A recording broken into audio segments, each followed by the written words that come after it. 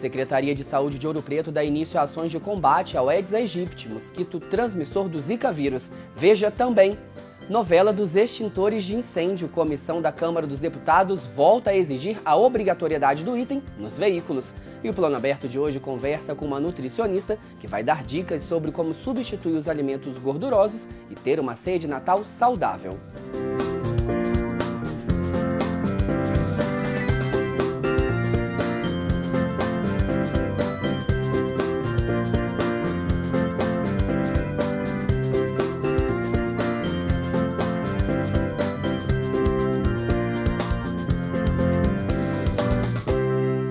Olá!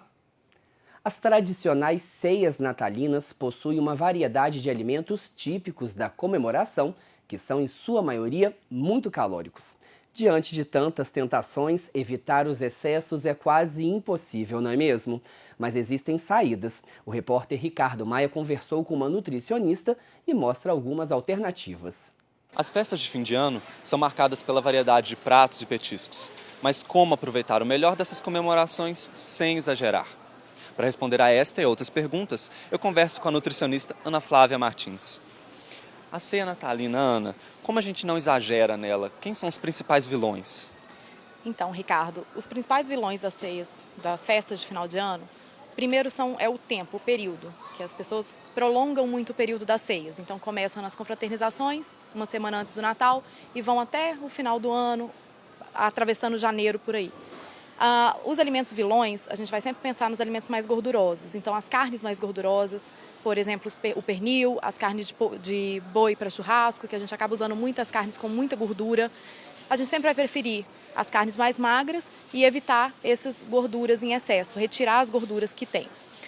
Os panetones, chocotones, que acabam sendo um pouquinho a mais que a gente consome o mês inteiro aí, e grande quantidade, que tem grande caloria. Os doces, que são tradicionais das épocas festivas de final de ano, que acabam também levando a gente para pé na jaca no final do ano. É possível substituir esses alimentos? Claro, todo alimento ele tem como ser substituído, né? Sobremesa, é sempre legal a gente usar sobremesa à base de fruta. Então, usar a própria fruta assada com canela, usar a fruta in natura. A gente tem muita fruta legal no final do ano, que só aparece nesse final de ano. Tem o damasco, tem o abacaxi, que está docinho essa época, as ameixas, as nectarinas, o pêssego, a lixia, que só vem esse final de ano, né? Então, vale a pena a gente aproveitar, usar e abusar delas. As carnes, a gente sempre vai preferir as carnes mais magras, que são chester, peru, frango, os peixes, né? Peixes, bacalhau. Lembrando que chester, peru e frango a gente sempre tira a pele para consumir, né? A gente pode até preparar com a pele, mas na hora de consumir retira a pele porque é a parte que tem mais gordura, ok? Toma cuidado com o excesso de bebida alcoólica, então substituir por um suco de uva integral ou um suco natural de frutas, evitar muita bebida alcoólica e tomar muita água. E quem exagerou, o que pode fazer? E a água é a mãe de tudo, né? Então depois que eu exagerei eu vou tomar muita água para tentar eliminar. E aí investir em alimentos diuréticos, que são frutas e verduras. Básico das frutas e verduras é a melancia, o melão, o pepino, chuchu tem muito, né, bem diurético, o abacaxi. Então, invista nessas frutas que vai pelo menos dar uma ajudadinha. E depois que exagerou, tenta manter a alimentação mais balanceada. Então, comer mais salada, mais verduras, mais frutas, evitar as gorduras. Então, faz um prato mais levinho, com cereais integrais, preferir o arroz integral, os pães integrais, que vai ajudar um pouquinho nisso aí. Além dessas dicas, Ana, você tem alguma receita de suco, alguma coisa que pode ajudar a pessoa nessa desintoxicação? Tá muito na moda os sucos detox, né, Ricardo? Na verdade, assim, eu costumo trabalhar com sucos verdes. Por que do suco verde? Os vegetais verdes escuros, eles têm muito nutriente, eles têm muito magnésio, muito cálcio e eles têm um poder detoxificante muito grande, porque a gente precisa desses micronutrientes para detoxificar. E aí não tem muita receitinha básica, a gente mistura o vegetal verde escuro, normalmente couve, espinafre, ou agrião, ou almeirão, alguma coisa desses, um punhado bom. Eu costumo usar uma a duas folhas de couve para cada copo de suco. Uma fruta bem bacana, o abacaxi é legal para detoxificar, porque ele ajuda bem na detoxificação, a maçã por causa da fonte de fibra, vale a pena colocar um gengibre ou um hortelã também, a canela é um alimento legal, então misturar isso aí não tem muito uma quantidade certa, mas vai misturar um folhoso verde escuro, uma fruta com maior teor de diurético, com maior teor de fibras, uma semente de chia, linhaça ou uma outra fibra, vai ajudar muito nessa detoxificação do organismo. E aí toma de preferência pela manhã, em jejum, que aí ajuda mais o fígado. Obrigado, Ana. Se você não conseguiu anotar todos os ingredientes que a Ana passou, não se preocupe. Acesse o nosso blog www.tvufop.blogspot.com. Lá você vai encontrar diversas dicas para aproveitar melhor esse finzinho de ano. E atenção, proprietários de veículos. Está suspensa a resolução aprovada pelo Conselho Nacional de Trânsito em setembro deste ano, que tornou facultativo o uso do extintor de incêndio em automóveis. A suspensão foi adotada pela Comissão de Viação e Transportes da Câmara dos Deputados no início deste mês.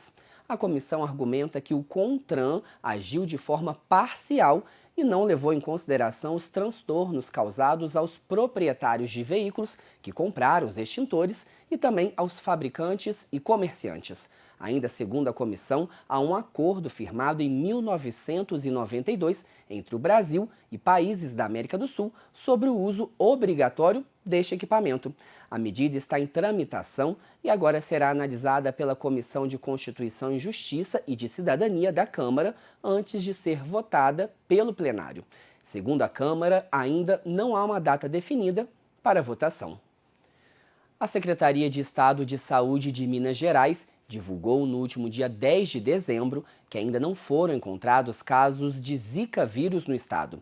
Segundo informações da Secretaria, 10 pessoas foram infectadas pelo Zika, mas a contaminação se deu fora de Minas. Portanto, os casos são considerados importados.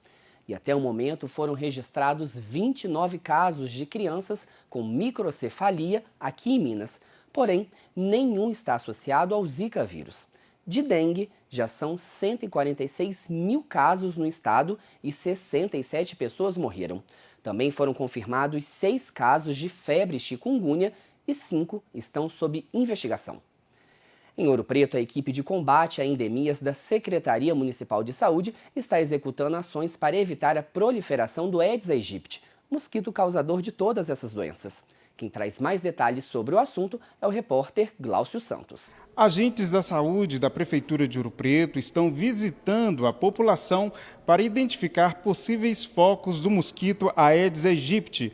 Essa é apenas uma das ações de combate a endemias. E para falar mais sobre essas ações, converso com o coordenador de Vigilância em Saúde, Núncio Sol. Núncio, quais são as ações que estão sendo desenvolvidas pela Prefeitura de Ouro Preto?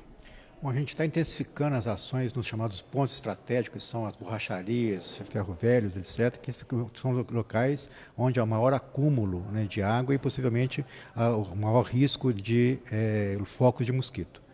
Mas a rotina do serviço, a visita domiciliar, continua acontecendo normalmente. Agora, para combater o mosquito, é preciso ter ações todos os dias ou apenas 10 minutos, 5 minutinhos? Como funcionaria isso na prática para o cidadão comum?